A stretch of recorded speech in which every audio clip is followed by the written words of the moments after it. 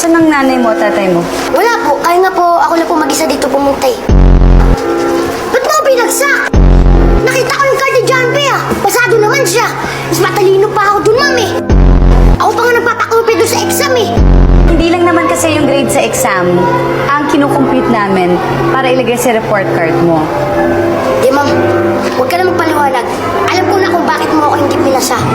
Siguro dahil dun sa hindi ako bumili ng tesa di bola nung nakaraang Pasko, no? Kasi wala na kami pera, ma'am. Kulit na naman eh. Daya niyo pa. Ikaw, hindi ka ba magsasorry? Hindi. Dapat mag-sorry ka rin. Eh, ma'am, siya naman talaga may pasimuno nito eh. Mamaya mag-sorry ako dyan. Isipin niya, ako pa yung may mali. Alam niyo, ma'am, kahit bata lang ako, maprinsipyo ako, no? At ikaw, JR, sa usunod, sirain mo ulit ang supot ko. Susuntukin nilit kita sa mukha. Bakit hindi ka ba nagpapasok?